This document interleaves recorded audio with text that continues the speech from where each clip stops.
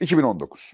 Sizin ilahiyat camiasına son derece saygın bir yere sahip olmanıza rağmen 2019'daki konuşmanızdan ötürü ağır bir saldırıyoruz. O konuşmanın özü neydi? Bir kez daha hatırlatır mısınız? Ya şöyle, aslında şu anda o konuşmanın yıllar içerisinde benim zihnimde oluşturduğu problematiği ve sonuçta ne kadar büyük bir haksızlığa uğradığımı da en azından okur yazar kesiminin önüne koymak için bir kitap çalışması yapıyorum. Diyorum ki ilk Müslüman kuşağın Allah algısı nedir? Ben Kur'an metnine baktığımda çok antropomorfik, yani hatta böyle kaba bir antropomorfik. Evet, sizin uzmanınız vahiy zaten. Evet. İnsan biçimci bir tanrı var metinde. Dedim ki... İnsan biçimci ne demek hocam? Özür dilerim. Yani psikolojik yönleriyle, fiziksel özellikleriyle insanı andıran, İnsan gibi davranan. İnsan gibi davranan. Hadislere doğru indiğinizde kıskanmak mı ararsınız, hırçınlaşmak mı ararsınız, avucunun içinden mi söz edilmiyor, baldırından mı söz edilmiyor? Yani Tevrat'takinde ile neredeyse birebir, yani böyle baktığınızda bir insan biçimci, yani insana benzeyen bir tanrı görünüyor.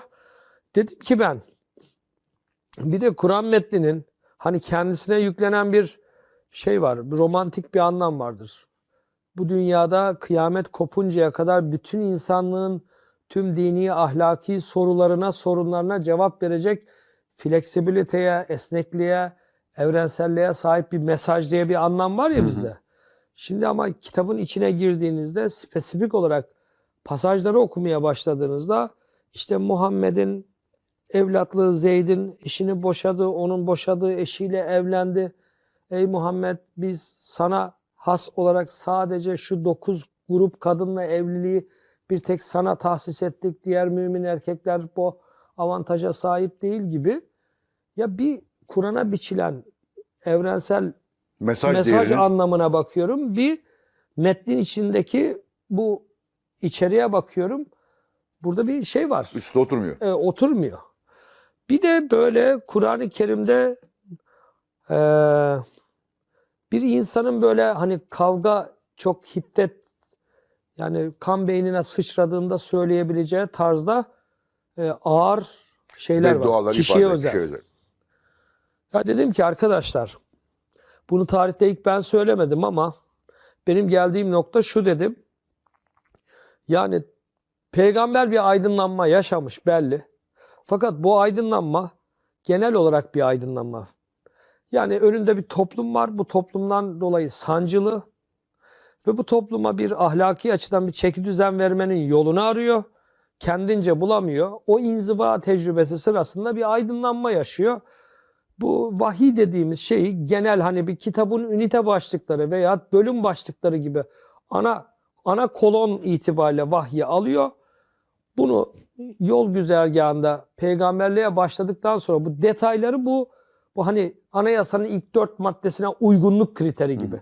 Bu 4 maddenin ışığında bu detayları kendisi ifade ediyor. Çünkü dil dediğimiz şey fenomenolojik alana aittir. Yani insanın tecrübe ettiği dünyanın bir olgusudur. Tanrı'nın dili olmaz. Lisanı, lehçesi de olmaz ama Tanrı bir dil üzerinden konuşuyor. İnsan görmediği varlığa sıfat atfedemez. Sıfatlarsa bir belirleme yapıyorsunuz. Her belirleme bir sınırlamadır. Tanrı'yı bir şeyin içine alıyorsunuz. Kardeşim, Tanrı görür, işitir, kıskanır, lanet eder. En nihayet bir de zat diyorsunuz. Tanrı personel, yani şahsiyeti olan bir kişi. Kişi olduğunda sizin insan biçimsel bir Tanrı algısından çıkmanız mümkün değil. Ancak Spinoza gibi tamamen soyut metafizik alanda kozmosun içine tabir caizse içkin, sinmiş bir Tanrı tasavvuruna giderseniz veya bizim Sufilerin vahdet-i vücut gibi anlarım ama ondan da vazgeç. Tanrı zat diyorsunuz, şahıs diyorsunuz. Bir yığında sıfat yüklüyorsunuz, yüklem yüklüyorsunuz. Ondan sonra da Tanrı her yerdedir, hazırdır, nazırdır diyorsunuz. Ben bu çelişkilerden hareketle vahyin mahiyeti üzerinde bir görüş belirttim. Dedim ki vahiy genel olarak soyut, genel, külli, düşünce olarak düşünce ufku olarak peygamberin zihninde belirmiş. Yani tevhid, Allah'ın birliği inancını dikte edeceksin. O politeist inanca asla onay vermeyeceksin. Bu sosyal adaletsizlikteki bu dengesizliklere bir hal çaresi bakacaksın. Bir de bu şarkının burada bitmediğini, bir de buradaki dünya performansının bir de ahirete ödül ceza tarafı yansıması olacağını vurgulayacaksın. 114 surenin 80 küsürü 13 yıllık Mekke'de inmiştir. Bütün muhtevayı özetleseniz, Fatih'ciğim bana şuradan bir Kur'an'ın 80 küsür suresinin özetini çıkarır. Bu 3 madde çıkar. Başka bir şey çıkmaz. Al sana vahiy bu kadar da. Bunun detayını insan ilişkilerinde işte vesairede kendisi beşeri insiyakıyla ve dil imkanlarıyla dillendirdi ve Tanrı'yı da kendi zihnindeki algı üzerinden şekillendirdi, tanımladı. Dedim vay sen Kur'an'ı Muhammed mi uydurdu veya Muhammed'in sözü mü dedi diye bir başladı. Yıldız Tilbe bile Kur'an müdafası yaptı bana karşı yani. Oraya kadar geldi yani. Evet. Süreç öyle oldu üstadım. Peki şimdi siz vahiy konusunda Türkiye'deki en önemli uzmanların başında gördünüz bütün bunlar olduğu zaman. Şimdi biliyorum ki aslında ilahiyat camiası bu gibi konuları tartışmakta sosyal medya gibi ne diyeyim alçakça veya ilkelce tartışmaz. Yani ben ilahiyat camiasındaki bazı tartışmalara tanık olduğumda diyorum ki ne kadar rahat tartışıyorlar bazı şeyler. Bunları ben söylesem beni asarlardı. İlahiyat camiası ne dedi bu söylediklerinizle ilgili? Orada ne oldu? Hocam şöyle bir şey oldu. Aslında bu bizim bir Kuramer diye bir şey var. Hiç duydunuz mu bilmiyorum. Kur'an Araştırmaları Merkezi. Biliyorum, Eski Diyanet İşleri Başkanı Ali Bardakoğlu hocanın da başında bulundu. Orada bu olay patlak vermeden bir yıl önce orada bir sempozyum gerçekleşti. Konu cihat sempozyumuydu. Cihat sempozyumunda o konvansiyonel gelenekçi zihniyet kalktı, dedi ki cihat hala bütün o klasik fıkıhtaki Darül Harp, Darül İslam. Yani sizin egemen olmadığınız bütün dünya Darül Harp. Yani savaşılabilir. Orada her şey yapabilirsiniz. Evet. Bu bakış açısı hala geçerli dedi. Hatta birisi kalktı, isim vermeyeceğim. Kayıtları orada duruyor. Keşke bugün Amerika'nın gücü bizde olsa onun yaptığını biz yapsaydık dedi. Ben de o sırada Tövbe suresinin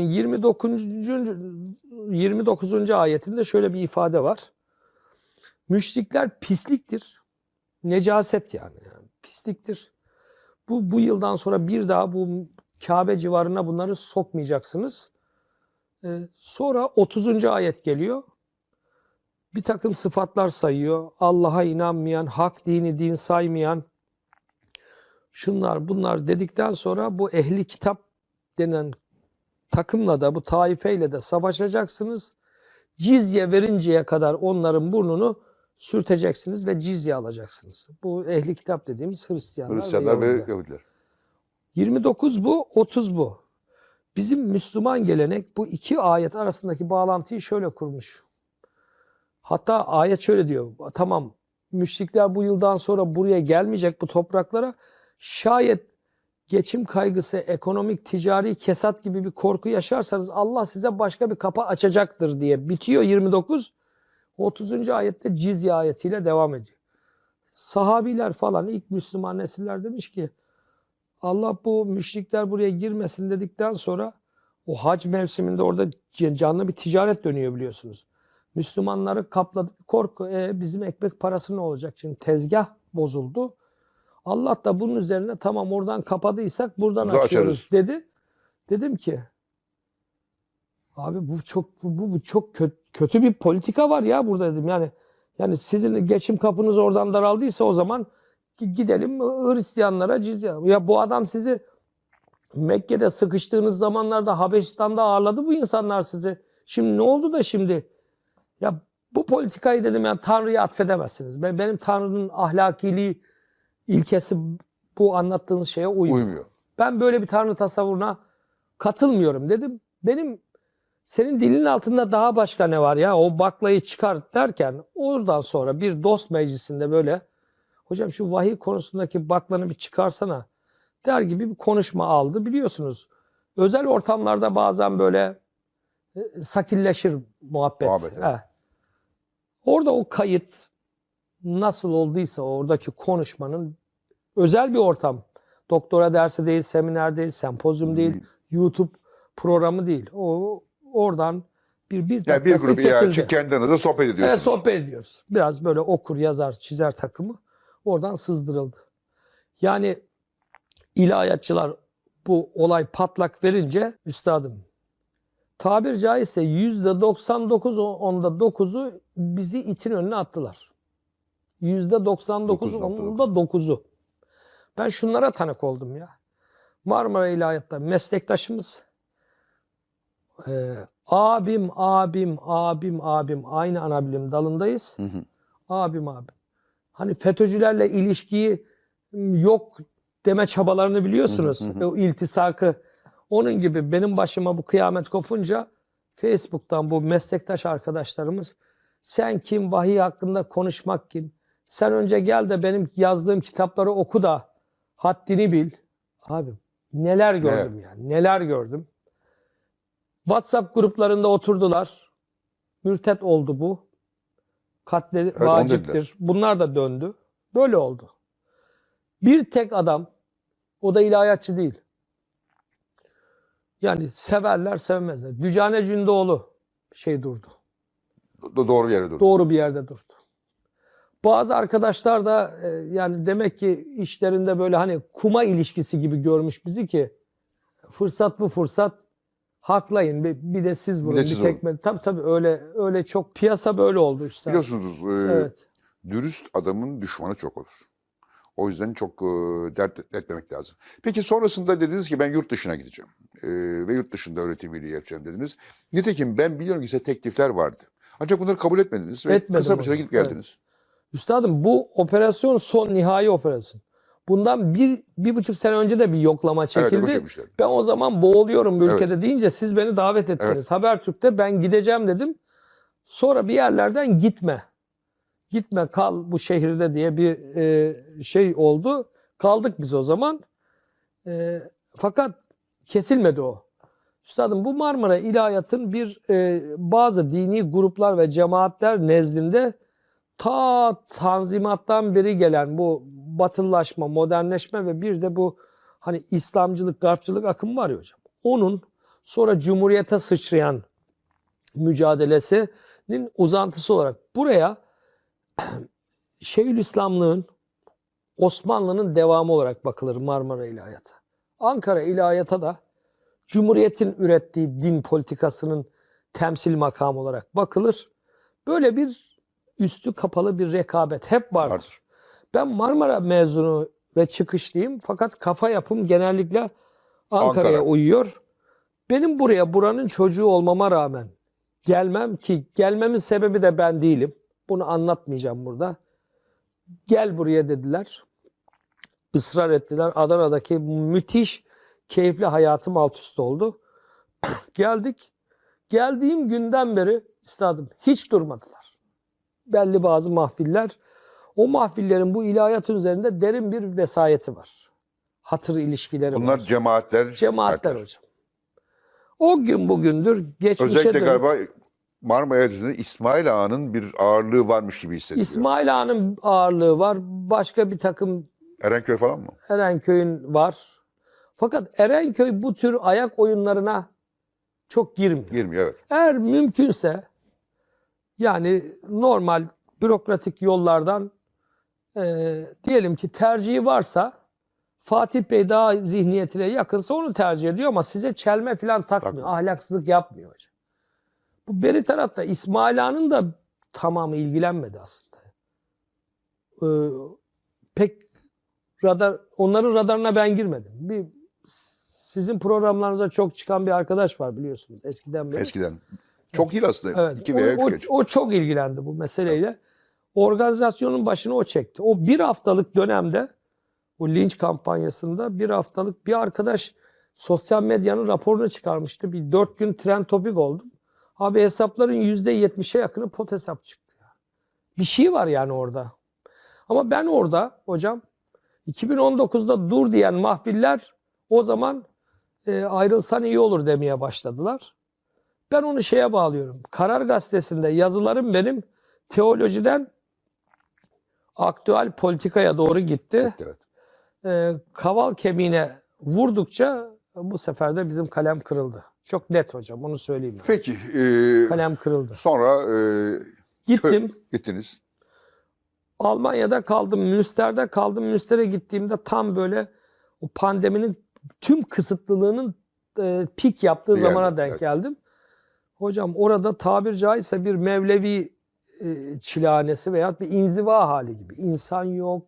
Bir de Münster bizim Türklerin yaşadığı bir yer de değil. Pek insan yok. Bir 5-6 ay böyle halüsinasyon görme düzeyinde kendi kendimle konuşma. Sonra o yalnızlığı ben sevmeye başladım. Yalnızlığı sevince yalnızlığa fena alıştım. Ondan sonra Frankfurt Goethe Üniversitesi. Sonra geldim, bir ameliyat oldum bağırsaklardan. Bu sefer Avusturya Innsbruck Üniversitesi. 2-2,5 senem geçti. Hele Avusturya çok güzeldi hocam. Innsbruck'u bilirsiniz. Şahane bir yer. Gene olsa gene giderim. Bu rahatsızlığımdan dolayı askıya aldık biraz. Şöyle söyleyeyim hocam. O yalnızlığa alıştıktan sonra ben baktım ki insan beni yoruyor. Etrafımda gel bir çay içelim, lak lak edelim diyen insanları da tahliye ettim hocam. Hayatımda bir eşim var, 2 çocuğum var. Sadakallahu lazim. Başka hiçbir şey yok. Her aydının sonunda geldiği nokta budur zaten, biliyorsunuz. İnzivadır, Etiyen abi tadıdır. öyle, herkes öyle. Çoğunluk, Herkes çok öyle. kişi yalnızlığı tercih ediyor bugün. Kimisi fikri olarak Bir daha de olgun. Türkiye'de bu sabah kalktığımızdaki şahit olduğumuz olaylar serisini, haber programlarını ben takip ederseniz Ruh hastası olursunuz. hasta olursunuz abi. Tabii, ruh hastası olursunuz. Kesinlikle hasta olur. Tımarhanelik olursunuz. Ben size söyleyeyim. Bütün ülke tımarhaneye döndü zaten. Evet. O yüzden ben Peki hocam, şimdi geçmişi kapatalım, biraz geleceğe bakalım. Siz şu anda ilahiyat camiasını nasıl görüyorsunuz? Yani daha doğrusu Türkiye'deki İslami tartışmaları nasıl görüyorsunuz? Niye diyeceksiniz? Çünkü bugün özellikle Diyanet İşleri Başkanlığı oldukça hedefte ve Diyanet İşleri Başkanlığı'nın uhrevi değil dünyevi bir hal almasından insanlar fazlasıyla rahatsızlar. Bir lüks, şatafat arzusu, muazzam geziler, şunlar bunlar. Bir taraftan böyle bir sıkıntı var. Diğer yandan cemaatlerin kendi aralarındaki kavgalarının toplumu sadece laikler ya da seküler yaşam tarzına inananlar ve dindarlar arasında değil, dindarlar arasında ciddi bir tartışmaya sebep olduğunu görüyoruz. Siz bugün Türkiye'de İslam'ı, siyasal İslam'ı ve siyasal olmayan İslam'ı nasıl değerlendiriyorsunuz? üstadım bu biraz uzun gitse aklım Hiçbir var mı? sakıntısı yok. İlber Hoca biliyorsun uykusu gelince Fatih'ciğim bu uzun gider diyordu, cevaplamıyordu hocam. Evet. Tamam mı? Üstadım şöyle söyleyeyim. İlk sorunun ilk cümlesinden nasıl görüyorsunuz dini? Hocam ekonomi, Nebati dönemi, KKM, Mehmet Şimşek, harcamadığınız kredi kartı limitinden vergi alma. Bugün güneş var. Sen 3 saat güneşte kaldın, güneş vergisi. Yani deli dumrul noktasında gördüğün ekonomik tablo neyse bunun Diyanet-i İlahiyatı da 3 aşağı 5 yukarı aynı. Çünkü Birleşik Kap misali gibidir. Ya buranın ekonomisi böyle, siyasi yönetim tarzı böyle, hukuku şöyle de ilahiyatı böyle yukarıda olmaz. olma şansı yok üstadım. Kısırlık, çoraklık her alanda cari, ilahiyat alanında da cari ama orada daha spesifik şeyler oluyor. Mesela?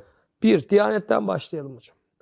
Diyanet bu kadar siyasi iktidarın sözcülüğüne gönüllü, yani voluntarist mi deniyor? Öyle istekli olarak lebbeyk diyerek ne emrederseniz biz buradayız diyen bir tavra girmemişti. Bunun bir sebebi orada çok güçlü bir profilin olmaması. 2, iktidarın da güçlü bir profili orada Diyanet İşleri Başkanı olarak tutmayı sevmemesi. İkincisi zaaflarının da geçmişten sıkıntılarının olması. Elini de zayıflatıyor. Dolayısıyla yukarıdan ne dikte ediliyorsa o fazlasıyla yerine getiriyor. Bir, donanım olarak, çap olarak da çok kifayetsiz bir profil. Dolayısıyla makamı temsil gücü de. Kifayetli profil nedir Diyanet'te? Kifayetli profil şudur. Yani en azından okuyacağınız duayı bir mecliste elinizin içine yazarak okumazsınız yani. Yeterince açıklayıcı bir örnek oldu diye Çok iyi bir örnek oldu.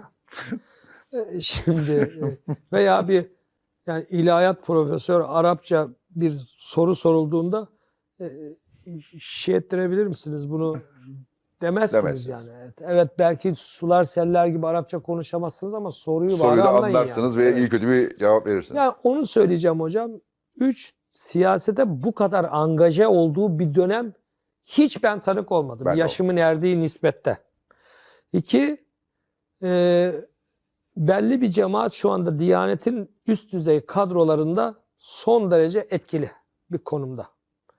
Özellikle bu Yeşil Cami çevresinde çocukluklarını, Kur'an kursu tahsillerini, Arapça tedrisatlarını yapan ve oradan akademiye bir şekilde yürüyen, ondan sonra da Diyanet kadrolarına veyahut işte müftü olan arkadaşlarımız o grup çok etkili. Siz anladınız o grubu. Biraz önce de bahsede geçti burada. Üstadım, yani menzilden daha çok onlar mı etkili? Onlar etkili. Diyanet'te onlar etkili. Ve onların daha çok kadrolaşması ve borusu ötüyor gidiyor. Şöyle söyleyeyim hocam. İlahiyat fakültelerine gelince bu cemaatlerin oluşturduğu ve benim gibi böyle laboratuvar işlevi gören birkaç kişi üzerinde yaşanan linç girişimleri ve bunların sonuç vermesi ilahiyatlarda korkunç bir şey yarattı. Bir korku iklimi yarattı. Bu cemaatler eskiden beri olduğu gibi gerçekten sayısal oranlarıyla ortaya çıkardıkları gürültü katsayısı son derece farklı. Sayı az, ses Sayı çok. az, ses çok yüksek çıkıyor. Bunun tabii siyasetle dirsek teması olması, bir yerlerde lobiler oluşturmasının da etkisi var. Muhakkak var. Tabii, ve parasal gücün etkisi var. Parasal gücün de etkisi var. Yani şöyle söyleyeyim ben, bu eleştiri kabiliğinden değil, bir durumu tespit açısından. Diyelim ki bizim cemaatimizin hali hazırdaki başındaki şahsiyet vefat ettiğinde bu ülkenin en büyük devlet adamı, insanı gelip orada hazır bulunuyor ve bilahare bu cemaate liderlik edecek insanın bile bizzat oradaki ilanında bulunuyorsa siz oraya baktığınızda o cemaatten korkarsınız. Korkarsınız yani. Normal insan korkar. Bu normal insan korkar. Şimdi bu cemaatlerin ehli sünnet dediğimiz bir heyula geziyor ortalıkta. Ama kime göre ehli sünnet belli değil. İlginçtir. Eskiden bizim mezhepler tarihi kitaplarında hakikaten bir Mutezile diye bir mezhep var. Bir ehli sünnet var. Bir de Şiiler var. Bunlar tartışmış. Bugün ehli sünnet içinde biraz önce birbirine giren dediğiniz yapıların tamamı ehli sünnet hocam. Bu bir çıkar kavgası hocam. Bu din iman kavgası falan değil yani. Çünkü bunlar son derece iyi bir örgütlenmeyle ve FETÖ'den de öğrendikleri tabii ders alarak ticarette nasıl yer tutulur, holdingleşme nasıl gerçekleştirilir, para nasıl kazanılır, devlet üzerinde nasıl kamu mekanizması nasıl sızılır, nasıl iş gördürülür, bunların hepsini öğrendiler. Ve dolayısıyla buraları şimdi pay etme veya oralarda söz sahibi. Menzil örneği sizin önünüzde 3'e bölünme, o 3 dilim birçok şey anlatıyor. O açıdan hocam bir ehl-i sünnet heyulası üzerinden ilahiyat üzerinde müthiş bir baskıları var. O baskıdan dolayı bütün ilahiyatçı akademisyenler, hani zamanında sizin de belki çağırdığınız, sözüne itibar ettiğiniz insanlardan şu anda onlar lal olmuş gibi hocam. Kimse konuşmuyor. Fakat bir yorgunluk iklimi oluştu. Bir moralsizlik var. Kimse bir şey de yazmıyor. Kimse bir şey üretmiyor. Hiçbir fikir çıkmıyor. Benim Kuramer mesela sivil gibi görünen ama aynı zamanda 29 Mayıs Üniversitesi'ne de resmi tabelası altında yer alan, bana o linç kampanyası başlayınca en azından buraya halel gelmesin diye benim kendiliğimden geri çekildiğim kurumdaki son canlı hikaye ben oradayken ki yapılan sempozyumdur. O gün bugündür orada da daha yaprak kımıldamıyor. Çünkü ülkenin tamamında bir şey var hocam. Müthiş bir moral, motivasyon, ve moral eksikliği. Moral eksikliği ve korku iklimi var. İlahiyatlar şu anda İmam Hatip yüksek okulları gibi bir vaziyetteler. Bu ehli sünnetçilik hikayesi o kadar abartılıyor ki adam diyor ki kelam ana bilim dalına hoca alırım ama Mutezile anlatmayacak derste bu şartla. Böyle abukluklar. Mutezile niye anlatmayacak diyor mesela? Hocam Mutezile'de dert ne? Veya Mutezile ne tam olarak? Mutezile geçmişte bizim ehli sünnet dediğimiz yapının karşısında yer alan bu kader fikri özellikle burası ayırt edici bir unsur. Kader fikrine karşı insanın Allah karşısında bir onurunun olduğu ve özgür iradesinin ve dolayısıyla sorumluluğunun bulunduğu, o yüzden sorumlu tutulduğu. Kadere yaslanarak yaptığınız ahlaksızlıkları Tanrı'ya ihale veya havale edemezsiniz diyen bir zihniyet hocam. Bu topraklarda çok makbul bir zihniyet değil. Çünkü bu düşünce burada dindar profil olarak sorgulayan, tartışan ve dolayısıyla da belki batıdaki aydınlanmayı, protestanların yaptığı reformu yapmaya namzet bir kitle yaratır bu. Bu mezhep sevilmez yani. O yüzden Mutezile'ye ezelden beri şeydir. Fakat Mutezile'nin ekmeğini de sürekli yerler. Nerede bir tıkanıklık var, yorum gerekiyor. Mutezile'nin aklından, Mutezile'nin yorum mekanizmasından yararlanırlar. Her fırsatta da söverler. Böyle bir şeyleri de vardır. Nedir ona? Bir kalleşlikleri de vardır her zaman. İlahiyat böyle. Diyanet de böyle. Diyanet eskiden beri böyleydi de. Yani hocam bir adabı var bir şeyinde ya. Yani bu kadar da kanıtılmaz yani. Liyakat orada da kendini, liyakate dayalı olmayan sistem orada da kendini gösteriyor. O makam şeyi. Üstadım. En yukarıya bakıyorsunuz. Oradan da kendinize bir pay çıkarıyorsunuz yani. Yukarıdan nasıl bir temsil varsa orada ilkeyi koymuşlar yani. İtibardan tasarruf olmuyormuş. O arkadaş da itibardan tasarruf yapmıyor halince. Tabii baktığınız zaman işte geçen sene 522 milyon lira sadece VIP haç gezilerine ve Avrupa'daki ne diyeyim bilgi görgü seyahatlerine aktarılmış. Hocam Finlandiya Başbakanı mı geldi geçenlerde tarifeliyle? Bir de Singapur Başbakanı vardı. Galiba herhalde en itibarlı pasaport Singapur. Singapur dünyadaki en itibarlı pasaport Singapur, ikinci Almanya. Singapur Başbakanı'nın tarifeli uçağa binişini ben gördüm şeyde. Hep beraber gördük. Evet. Ve tarifeli uçak dedi. Ucuz tarifeli uçak. Ucuz tarifeli uçak. Şimdi öyle bir örnekleme olsa en tepede bu Diyanet İşleri Başkanı'nın 8. makam aracını almak gibi bir işe girişmesini mümkün olabileceğini zannediyor musun hocam? Mümkün değil. Balığın nereden koktuğu küçük kalkar konusundaki... büyüye bakar diye bir laf var. Tabii, aynen öyle. Ben öyle düşünüyorum işte. Peki hocam şimdi... Çok derin analize gerek yok. Aynen. Basit görünüyor. Şimdi bir yandan Diyanet'e bunca para harcanıyor. Bir yandan işte sürekli İslam'ı yayma görevi yapıyorlar. Türkiye'de yaydılar bitti. Dünyaya da yaymaya çalışıyorlar. Ama bir yandan da bunu yapanlar Türkiye'de ateist ve deizmin arttığını, gençler arasında dinden kopuşun hızlandığını da yine kendileri söylüyorlar.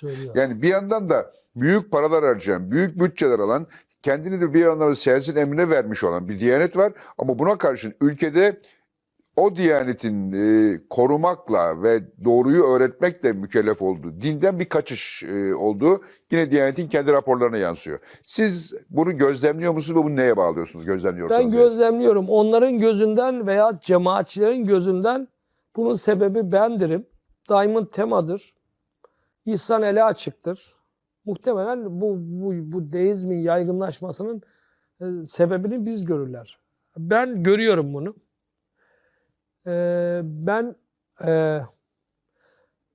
Üstadım Ömer Lütfi Mete'nin zamanında Allahsız Müslümanlık diye kavramlaştırdığı, benim şimdi ahlaksız Müslümanlık dediğim, yani ağzından çıkanla yapıp ettiğinin birbiriyle taban tabana zıt bir dindar profili çıktı ortaya. Bu durum artık insanlarda istikrah yarattı. Yani sekülerler zaten mesafeliydi. Onlar daha uzak bir mesafeye gittiler. Fakat muhafazakar ailelerin içinde yetişen yeni jenerasyonu, Z kuşakları falan, babanın, annenin o hac konusuna efendime söyleyeyim bir tür turistik seyahat gibi gittikleri umre seyahatleri, oradaki böyle dini ritüelleri, bilmem neleri, oradaki titizlenmelerine bakıyorlar. Fakat hala hayatlarında para kazanmada, ticarette, siyasette, hukukta, adalette, beşeri Ahlakta. münasebette, ahlakta hiçbir insani, vicdani bir hassasiyeti kaldı mı, kalmadı mı diye oradan bir kıyas yapıyorlar. O tutarsızlığı, o çifte standartçılığı, o ikiyüzlü hali bizzat o çocuklar gördükleri için ve artık bu kadar dini bir propaganda bombardımanına tutulmasına rağmen ülkenin söz gelimi şiddet açısından kat sayısının 5 yıl öncesine göre 3 kat. Adalet, ne bileyim, özgürlük, demokrasi, insan hakları, hukuk güvenliği konusunda endekslerde diyelim ki 140 ülke varsa hepsinde 100'den daha aşağıda olmasına baktığında bu genel hava o çocuğa da yansıyor. Ve çocuk da şöyle diyor. Eğer dindarlık böyle bir şeyse lanet olsun diyor. Bu Z kuşağının şöyle bir yapısı var hocam. Çok kendinden önceki neslin önüne koyduğu kalıbı alıp kayıtsız şartsız kabullenmiyor. Kayıtsız şartsız kabullenmiyor. Bizim jenerasyonda 18 yaşındayken muhtemelen ben mesela en protest kafaya sahip olan kendi jenerasyonda çocuk olmama rağmen gene de babamın beni bir yarım saat biraz baba şeyini de kullanarak ajitasyonuna başvurarak oğlum şu siyasi partiye destek ver dese biz gene gider onun peşine basardık mührü. Şimdikiler öyle değil. Şimdikiler tam tersine babayı anneyi yönlendiriyor. Dolayısıyla bu neslin kendi özgüveniyle, özgür bakış açısıyla kendi ailesinin, çevresinin kritiğini yaparak bu çocuklar buraya geldiler. Bence bunun sebebini arayanlar gidip İsrail protestosu yapmak için bir kafeyi basıp orada 2-3 masa devirip ama şakır şakır buraya ticareti gemiler üzerinden sürdürdüğünüzde bu tür ikiyüzlülüklerde arasınlar bu deizmin niye çoğaldığının bence hesabını oradan yapsınlar üstadım. Evet. Peki hocam şimdi... Yani bir şiir okumanın mağduriyeti 22 senedir bitmedi. Bir başörtüsünün mağduriyeti hala bitmezken atıyorum yani ben Ekrem Bey'le benim siyasi olarak hiç bağınız yok. Bir bağım yok yani tanımam bilmem. Sen ahmak dedin diye bir siyasi hikayesinin sonunu getirmenin şeyi konuşuluyor. Yani orada o, burada bu. Yani geçmişte neyi eleştirdiyseniz hepsinin dik alasını, daniskasını yapan bir yere geldiyseniz ve bunu da din diye yapıyorsanız sürekli her fırsatta din, Allah, kitap, iman üzerinden yapıyorsanız birileri görüyor bunun ne olduğunu. Bence bunun analiz için öyle felsefi, antropolojik izahlara hiç gerek yok hocam. Yani dini, siyasetinizi din hale getirirseniz o siyasete yönelik eleştiri birdenbire dine yönelik oluyor. Hocam Kur'an'da bunun cevabı var. Ey müminler ya da yani koftiden müminler diyeyim. Çünkü ayetin devamı öyle söylememi gerektiriyor. Niye yapmadığınızı, edip eylemediğinizi ikide bir söyleyip duruyorsunuz hocam? Bu yeter yani bence. Bence en büyük yaygınlaşma deizm, ateizm. İnsanlar bundan dindardan yana ve dinden yana bir reflü oluştu. Yani bir artık geğirme duygusu geldi. Onu kompanse edecek şey arıyorlar artık. Yol arıyorlar yani. En azından ben deizmi şey olarak geçici trafik çok kalabalık ya hocam. Yan yoldan gidiyor. Yan yoldan gitmek veya kendini bir otoparkta bir kenara çekip de azıcık trafik rahatlasın diye bekleme alanı olarak görüyorum. Ben dinden ama bunların dilinden değilim hocam. Ben öyle görüyorum. Orası nihai bir liman değil hocam. Şunlar bir kurtulalım da sonra din konusunu ele alırız diyorlar. Peki şimdi genel olarak özellikle bu din, daha doğrusu din demeyeyim, siyasal İslam'ın kendini büründürdüğü kisveyle ilgili sorun yaşayanların şöyle bir ikilem içinde olduğunu görüyorum. Ya din mi ahlak mı? Hangisi daha önde? Dinle ahlak birbirinden bu kadar ayrıldığı olabilir hiç olmadı. Mi? Ama ahlakın kaynağı din midir derseniz böyle diyen de var da ben değil diyenler. Ben de değil diyorum. Ama dindarlık gerçek anlamda hakkı verilirse ahlak üretmek zorundadır. Bizim sorun, üstadım ben bir video çektim. İtikadın fiziği, imanın kimyası diyor hocam. Bizim memleket amentü'yü okumayı mümin olmak, iman sahibi olmak zannediyor. Amentü billahi ve melaiketi deyince mümin olunmaz. Mümin olduğunuz zaman insanda bunlara bir yığın duygu eşlik etmek zorundadır ve mümin olmanın davranışsal çıktısı olmak zorundadır. Nasıl? Amentü billahi ve melaiketi ve bu bir doktrin, bu bir dogmayı sen dillendiriyorsun. Bu dogma tarihsel süreçte o mezhep, bu mezhep çatışmış. Bizim itikat bu şeyimiz, formülasyonumuz budur demiş. Maddelere göre formüle etmişler. Herkes resmi, Türk'üm doğruyum andığımız gibi bir şeydir bu. Türkiye'de senin ne olduğunu dini olarak kimlik belgesi gibi, pasaport gibi hayrihi ve şerrihi, kaderin falan deyince sünnisin derler sana. Bu bizim resmi itikadımız hocam. İstiklal Marşı okumak gibi. Hatta onun gibi de değil yani.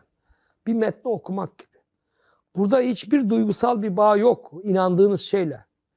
Ama iman öyle değil üstadım. İman canlı ve dinamik bir şeydir. Bir güven duygusu üzerine temellenir, sevgi bağıyla Tanrı'ya bağlanır ve o sözü verdiğinizde onun altından saygı çıkar, hürmet çıkar, saymak çıkar, hatırını tutmak çıkar. O da imanla davranış arasındaki ilişki ateşle duman ilişkisidir. Ateş varsa dumanı çıkmak zorundadır. Ateş var, duman çıkmıyorsa orada sıkıntı var. Adamlar amen. Burada ateş yok, duman çıkıyor gibi duruyor çok. Evet, burada ateş de yok, duman çıkıyor. Ben hocam mümin olmakla yani iman sahibi olmakla itikat sahibi olmayı bunlar birbirine karıştırıyor hocam. İtikat donuk, dogmatik bir şeydir. Bir hazır inanç kalıbının önüne sunulmuş metnini telaffuz etmektir. Ama iman sahibi olursanız Kur'an-ı Kerim'de der ki vecilet kulubum, kalpleri titrer der abi. Ya bir insan bir elini bir hayırsızlığa uzatırken, bir hukuksuzluğa uzatırken ister yargıç ol, ister burada tacir ol, ister orada siyasetçi ol, ne olursan ol. Ya yaparken bu vicdanını, senin imanı titretir, sızlatır. Sızlamıyorsa böyle bir gaddarlık, hainsen senin imanın falan yoktur. Allah korkun yok senin yani. Allah'a karşı saygın yok.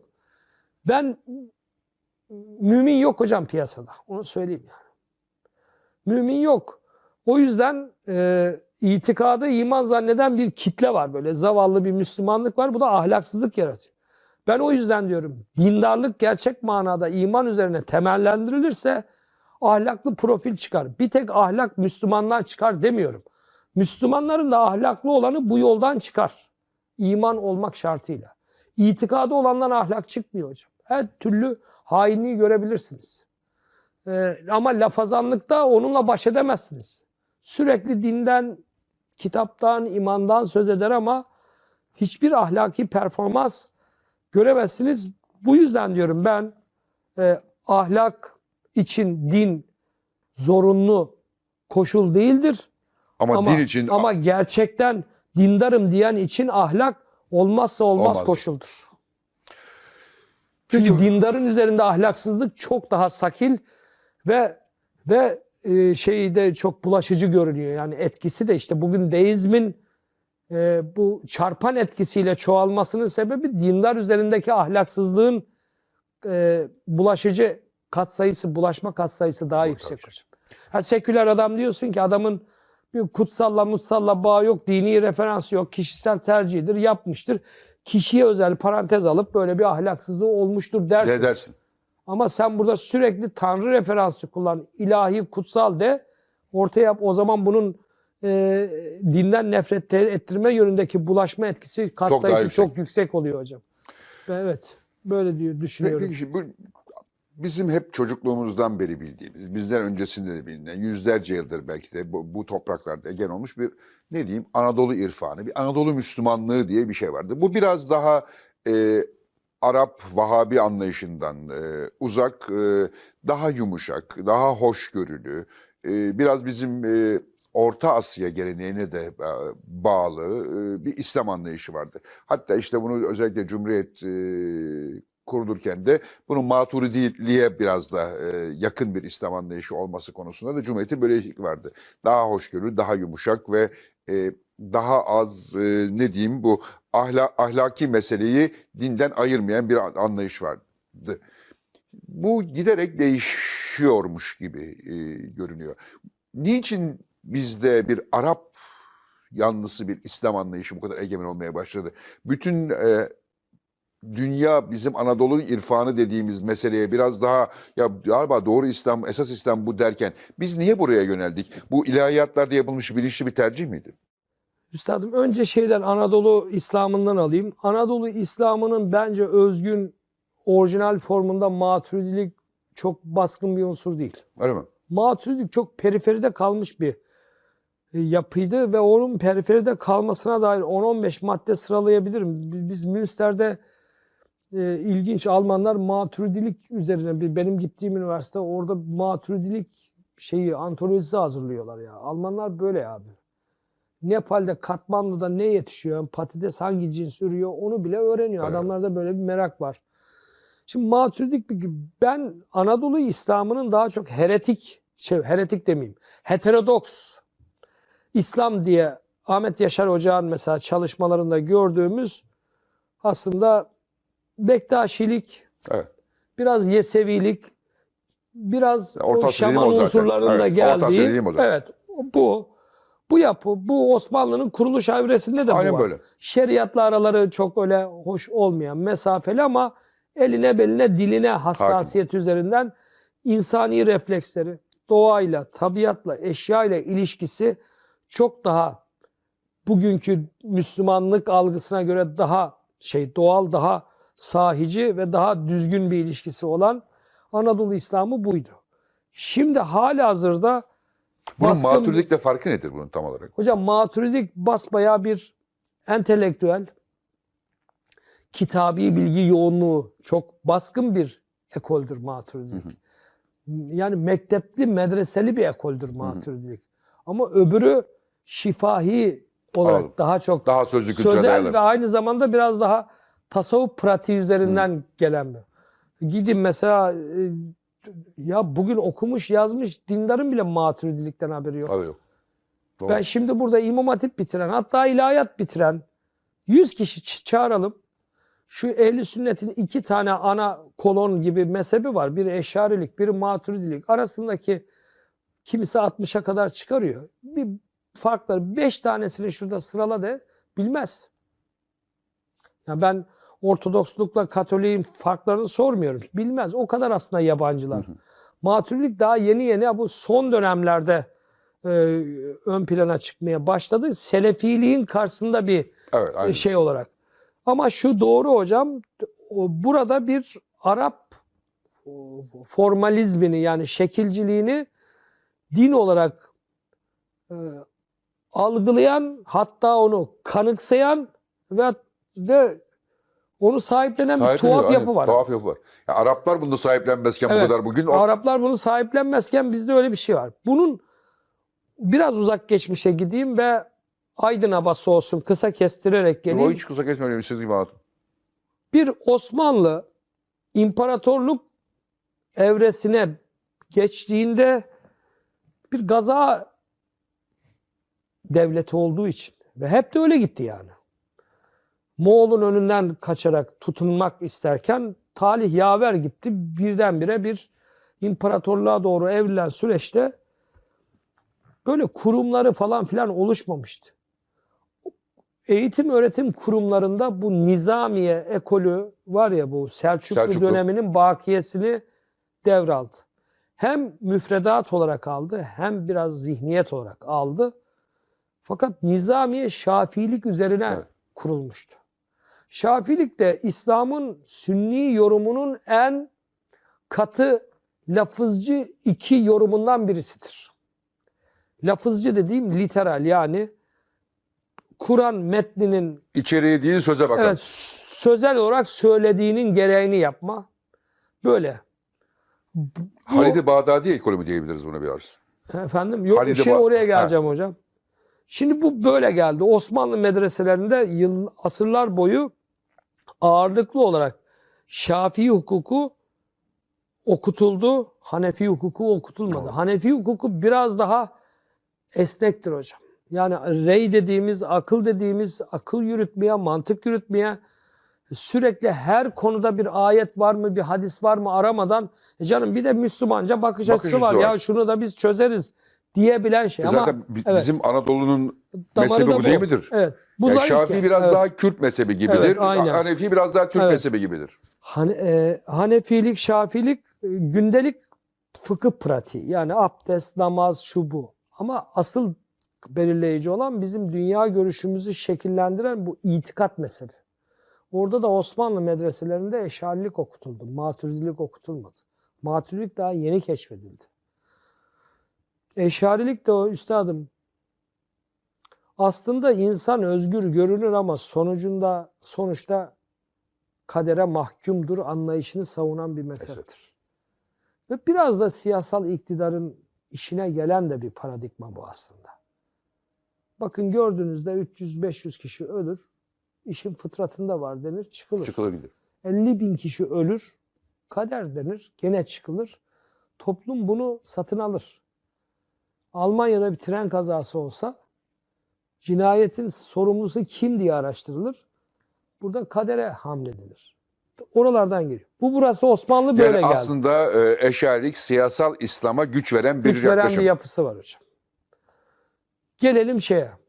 Fakat bunlar elit medresenin ulema sınıfının ilgisi ile daha çok veya okumuş yazmış entelektüel kesime hitap ediyor bugün. Eşarilik bir kelam melam bugün âli bir ilim. Halkın dindarlığındaki bu Arap merakını neresi besliyor? Hocam halkın dindarlığını tasavvuf mayalar. Bizim bu topraklarda Mevlevilik bir elit şeyidir. Mezhebidir. Tarikattır. Bektaşilik Yavuz Çaldıran bilmem ne Şah İsmail kapışmasından sonra o malum fetvalardan sonra biliyorsunuz onlar tamamen dışlandı. Ki aslında Osmanlı'nın temelidir. Baktığın zaman. Evet. Fütuhatın temelidir. Evet, Balkanların temelidir. Aynen öyledir. Yani şimdi bu Balagay tekkesine gitseniz neyi göreceğinizi görüyorsunuz yani. O dışlandı. O ayrı bir acı. O ayrı bir dram. Şimdi gelelim.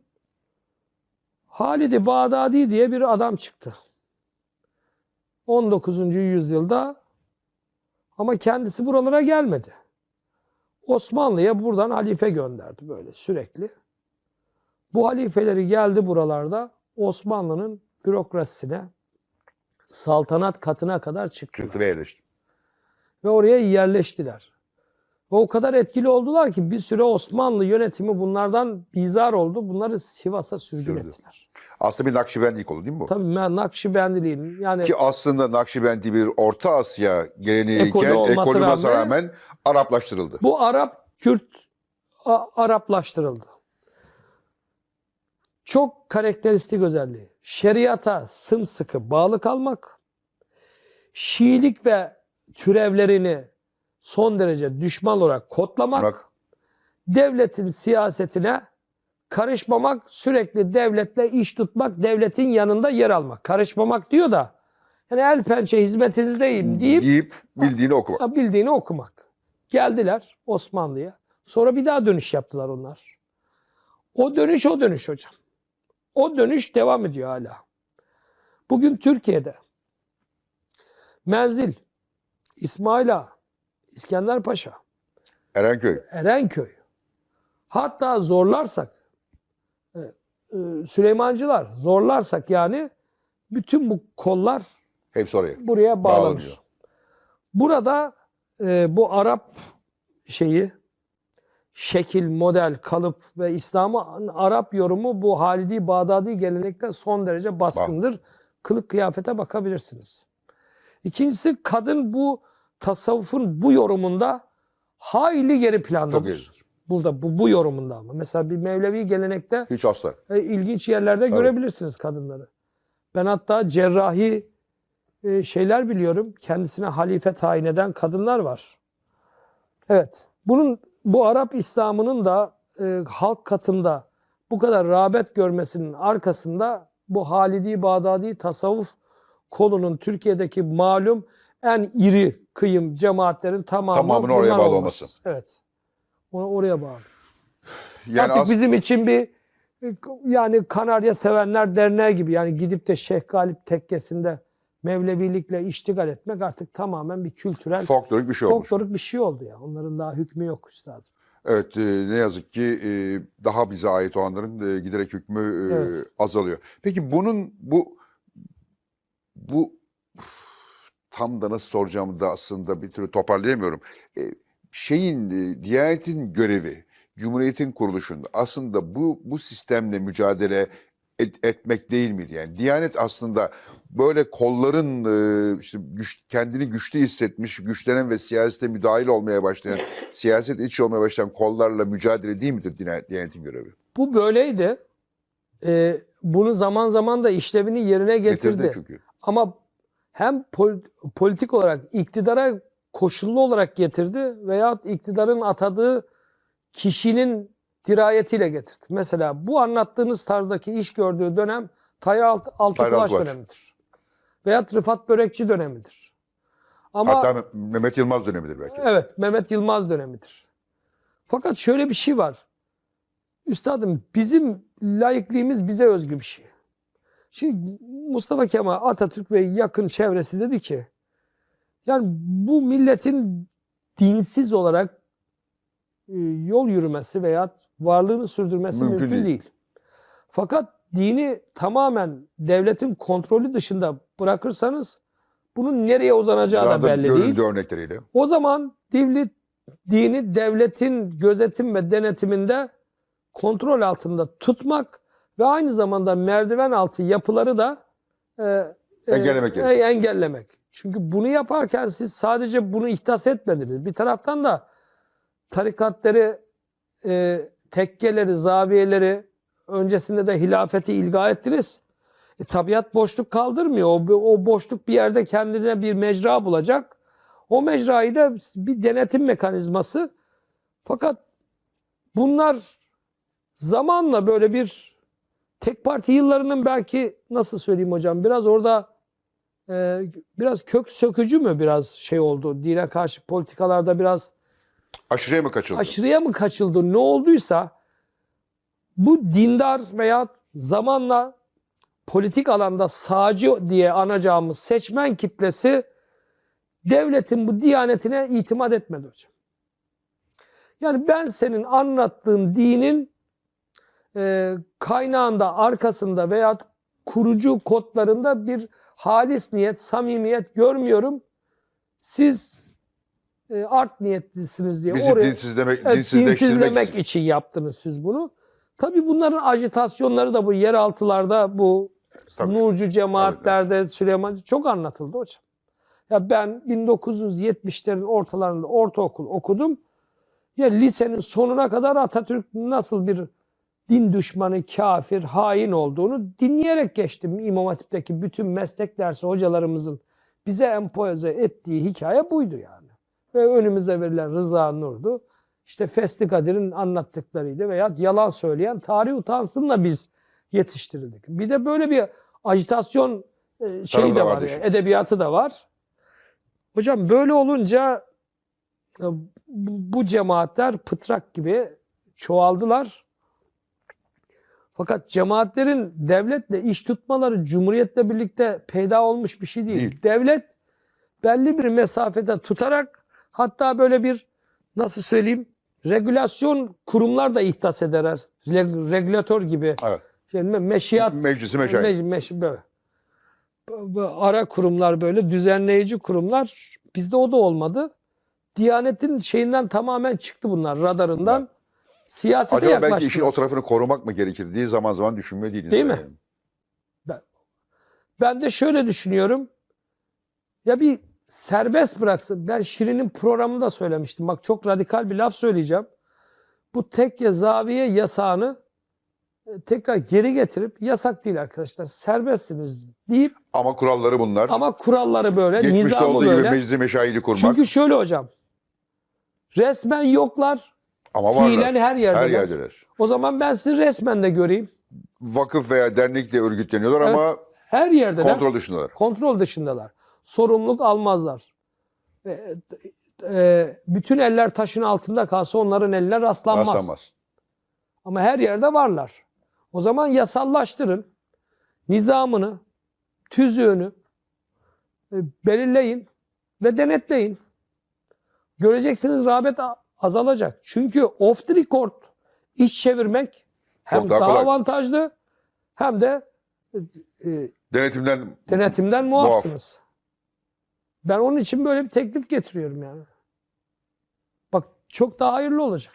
Bence kabul etmezler. Etmezler. Çünkü dikkat ederseniz mesela Bakın bunu yapalım mı diye cemaatlere sorun etmeyecekler. hiçbiri istemez. Hiçbiri istemez. Zaten istiyor olsalardı siyasal iktidar bunu şimdiye kadar Çoktan 40 kere 40 gündeme kere yapardı. getirirdi. Evet. Asla mesela türbanı gündeme getirdi, onu Evet. getirdi, bunu getirdi Niye ama bunu hiçbir asla cemaat getirmedi. mesela bu Atatürk'ten kalma bu devrim yasaları çerçevesinde bu ilga edilen kurumları bir daha geri getirin. Niye istemiyorlar? Hiçbiri istemiyor çünkü kontrol dışındalar. Değil mi? Kontrol Çünkü dışında. orada bir de şöyle bir şey de oluyor ister istemez.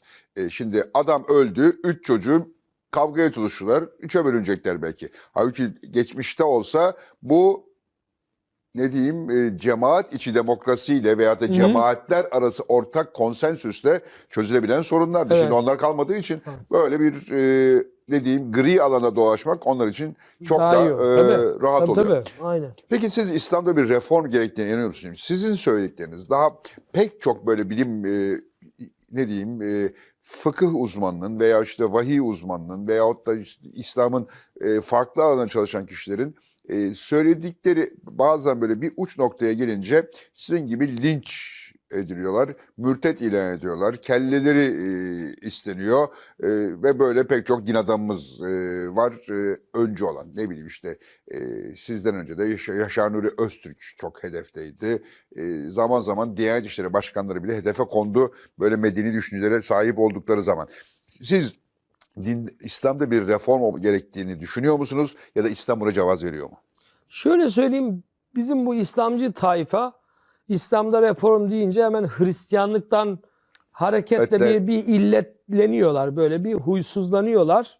İslam böyle bir Hristiyanlığın tecrübesine sahip olmadığı için İslam'ın böyle bir reforma ihtiyacı da olmayacak diyorlar. Niye? Gerekçe, bizde kilise diye bir kurum yok. Sizde kilise yok da kilisenin işlevi, aforozu veya infazlarını siz Şeyhülislamlık çerçevesinde yapmıyor musunuz? Yapmadınız mı? Molla Lütfü'yü kim öldürdü?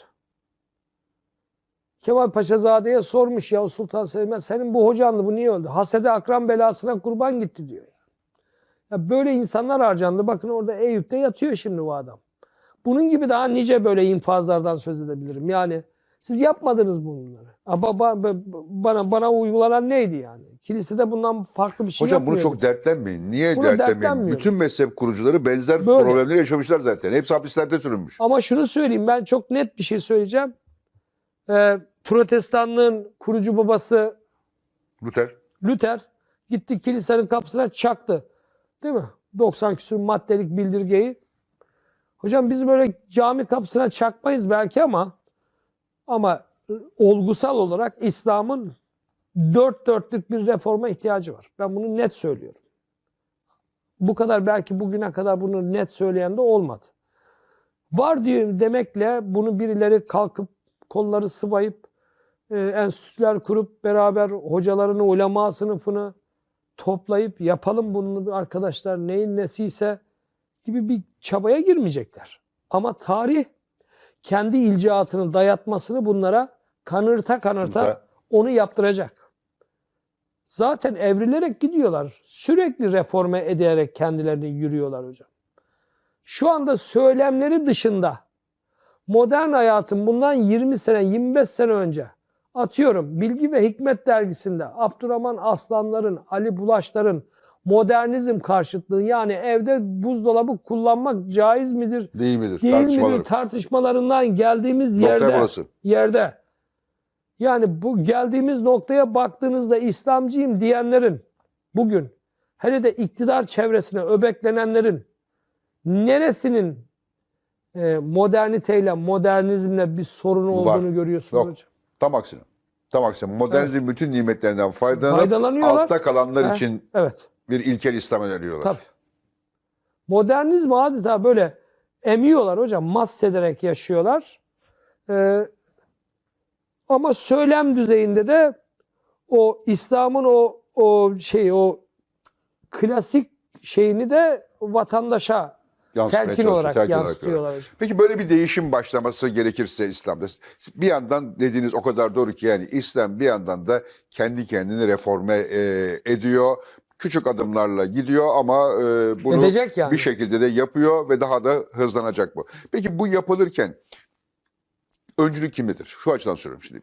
Türkiye siyasi olarak İslam'da, daha doğrusu İslam ülkeleri arasında siyasi olarak güçlü bir konuma sahip. Bu Tayyip Erdoğan'a özgü bir durumda değil. Türkiye her zaman zaten saygın bir yerdeydi burada. Türkiye ile beraber bu konumda olan aslında 3 ülke sayabiliriz. Şia dışında Mısır ve Suudi Arabistan. Suudi Arabistan'ın parasal gücü var ve işte Kureyş'in mirasçısı olduğu için de oradan bir de ne diyeyim moral destek alıyor. Mısır ise İslam'ın en entelektüel kesimini temsil ediyor. İşte El Eser de burada belki başı çekiyor. Böyle bir modernlik arayışı İslam'da ya da bir reform arayışında Mısır mı önce olabilir? Suudi Arabistan mı yoksa Türkiye mi önce olabilir? Türkiye'nin bir öncü gücü vardı sanki, bir etkisi vardı zaten çevresinde Vahabi olanlar dışında.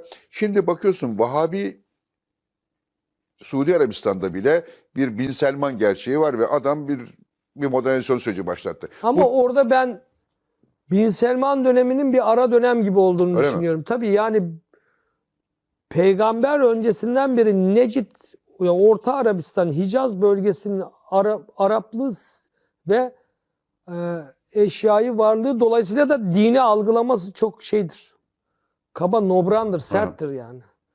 Oradan bir şey çıkmaz. Çıkmaz mı? Yok. Yani o Bin Selman'ın Ya reformlarına bir şey çıkmaz Bin mı? Selman'ın kadına araba kullandırtması veya hanımların artık sinemaya gitmesi, oradan bir şey çıkmaz hocam. Yok. Orayı Ama ne geçelim. bileyim, içkili bölgeler açıyor Suudi Arabistan'da, işte turizme açtığı bölgeler var, biraz Dubai'de. Ama işte İslam'ın reforme edilmesi de içkili bölge açılması üzerinden değil, o düşünce, zihniyete, o inanç alanına da bir girelim bakalım.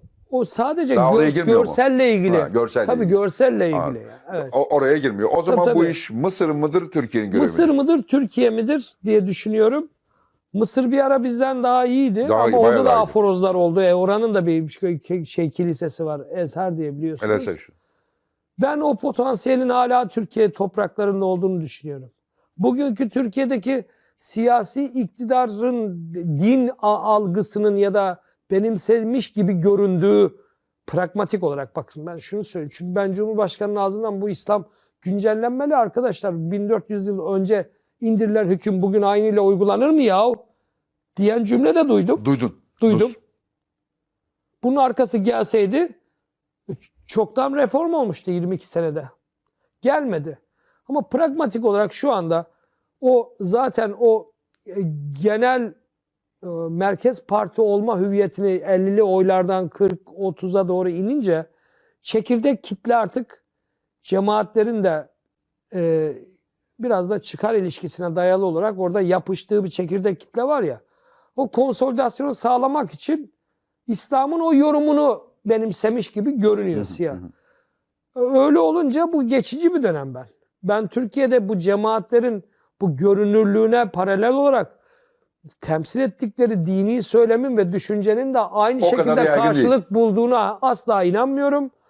Hatta bu birikmiş olan bu din yorgunluğundan dolayı bir sekülerliğe veyahut daha açık, daha demokratik, daha özgürlükçü bir İslam yorumuna insanlığın, bu toplumun giderek bu süreçten oraya doğru hazır bir zemin oluşmaya başladığını da düşünüyorum. İlerleyen süreç bu sizin dediğiniz şeyin buradan Neşet bulmasına. neşvi nema bulmasını daha olanaklı kılıyor gibi düşünüyorum. Ben burada görüyorum o Yani potansiyeli. siz Türkiye'deki tırnak içinde aşırı İslamcı ve aşırı Arabist tavrın bir süre sonra yerini tam aksine ayakları yere basan sağlam bir İslam reformu anlayışına evrileceğini düşünüyorsunuz Evet, Türkiye'de. yani bunu da ben bir sekülerlik geçişiyle olacak. Bir seküler dönem yaşayacağız hocam.